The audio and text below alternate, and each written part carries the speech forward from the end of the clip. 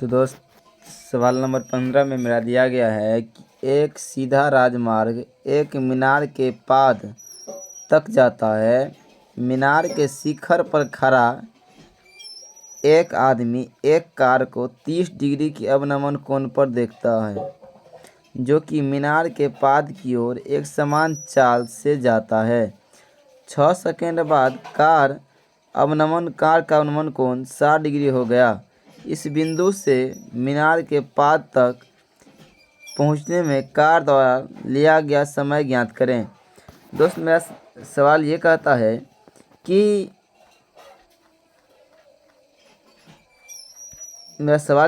है कि एक जैसे यहाँ मैंने बनाया फिगर में कि एक मान लीजिए पी क्यू मेरा एक क्या है, पी क्यू मेरा एक मीनार है। यहाँ कोई प्रेक्षक बैठा हुआ है और यह ए बी पी जो है, यह मेरा एक सीधा राजमार्ग है।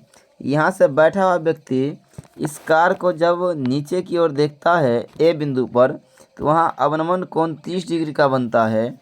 और जब वह कार आगे चलकर 6 सेकंड बाद बी बिंदु पर आता है, तो जब वह प्रेक्षक कार को देखता है तो वहाँ अवनमन कोण 60 डिग्री का बनता है।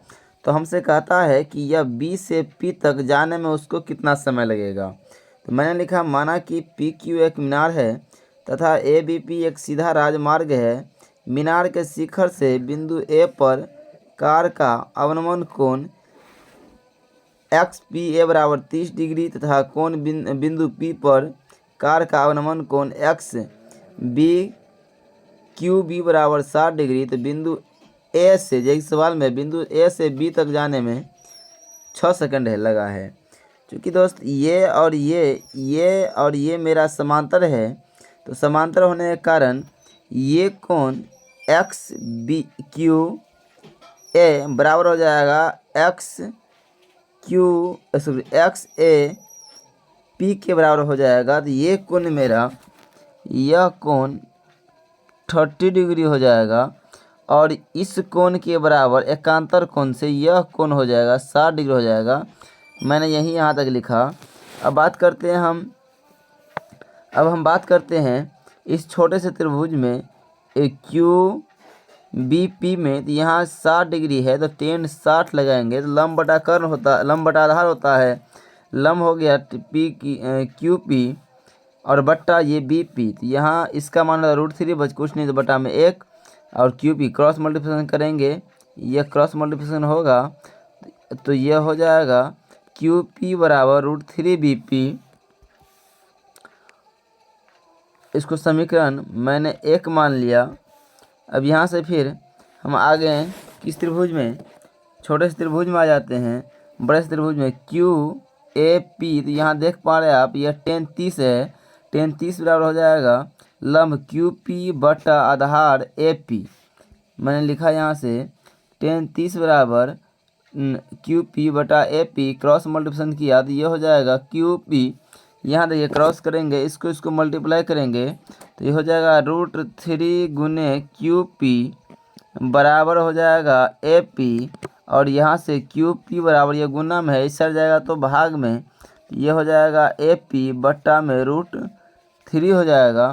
तो मैंने यहाँ लिखा समीकरण 2 लिया, इसको 2 माना। आपने 1 में देखा था कि समीकरण 1 में था क्यू पी बराबर √3 बी पी था। बी पी इसको 1 माने थे हमने। तो आप जानते हैं कि यदि किसी समीकरण का बायां पक्ष, यदि 2 समीकरण का बायां पक्ष बराबर होता है तो उनका दायां पक्ष भी बराबर होगा। तो इसी से यह समीकरण 1 और 2 में देख पाते हैं कि दोनों का बायां पक्ष मेरा क्यू पी ही है, अर्थात दोनों का बायां पक्ष बराबर है तो दोनों का दायां पक्ष बराबर हो जाएगा। तो √3 क्यू पी बी पी बराबर ए पी बटा √3, क्रॉस मल्टीप्लिकेशन होगा तो √3 को √3 से गुना करेंगे, 3 हो जाएगा बी पी बराबर ए पी। यहाँ आप देखिए ए पी को हम लिख सकते हैं A B plus B P. तो मैं यहाँ से लिख दिया A B plus B P.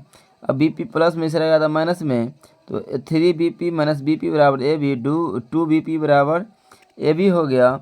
अब यहाँ से गुना में था 2 भाग में आ जाएगा तो a/2, अर्थात BP की जो दूरी है वो AB का आधा है। तो देखिए सवाल में दिया गया था कि AB दूरी तय करने में 6 सेकंड लगा है, तो BP ज्ञात करने में अब जाहिर सी बात आता है, यदि यह दूरी है, यह है A, यह है, ये B है और यहाँ P है, अगर यह दूरी इसकी दूरी का आधा होगा, अगर यह 1 है तो यह 1/2 हो जाएगा। तो अगर जितना समय उसको दूरी तय करना लगेगा, उसका आधा इसको दूरी तय करने में लगेगा। क्यों लगेगा?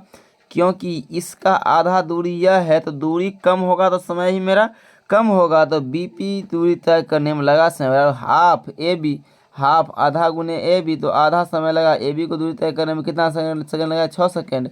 2 से 2 तिया 6, 3 सेकंड। अर्थात हम कह सकते हैं कि बिंदु B से P तक दूरी तय करने में लगा समय बराबर 3 सेकंड। That is answer.